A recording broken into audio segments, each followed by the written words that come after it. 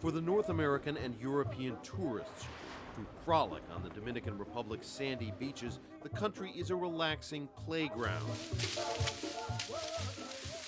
But not far away, there is a place few tourists ever see. A place of unrelenting toil and brutal exploitation. These are Haitian migrant workers, their numbers estimated at between 500,000 and 1 million. A cheap labor source for the Dominican sugar industry. They work 15 or 18-hour days, chopping, carrying, loading, and reloading mountains of raw sugarcane. This is the hardest work you can imagine. Sugar is one of the Dominican Republic's most important industries.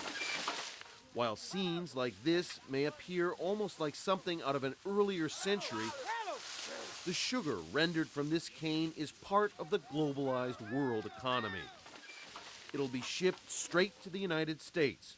Last year, the U.S. imported 185,000 tons of Dominican sugar, worth $74 million. Very little of that money filters back to workers like 18-year-old Joel Batiste. He arrived in the cane fields a month ago, smuggled in illegally from Haiti by a labor broker. He and his younger brother, desperate to earn some money for their family, were promised jobs in construction. They wound up cutting cane instead. It's very tough work, but I don't have any other option. The work is backbreaking. The sun and the humidity are unbearable. And the pay is pitifully small. For all their labor, these men will earn, on average, about $3 a day.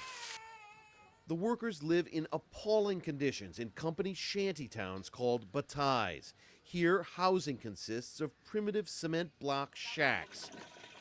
There's no running water, just a single pump.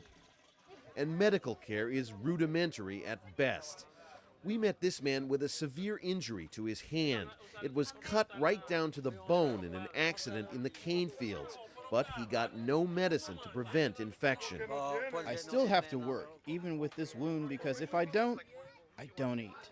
The Haitian migrants face constant racial discrimination and violence. As non-citizens, they have few rights under Dominican law. Sonia Pierre is a human rights campaigner. We are being deprived of our civil and political rights. It's as though we don't exist, and we are dead citizens.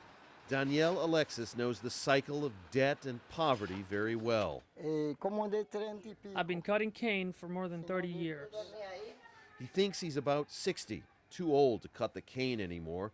In all his life, he's never once seen a doctor or a dentist or even used a telephone.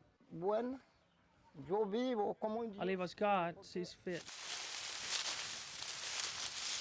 Citizens of nowhere living an existence of bitter hardship in fields of sugar. Rob Reynolds, Al Jazeera, Santo Domingo, the Dominican Republic.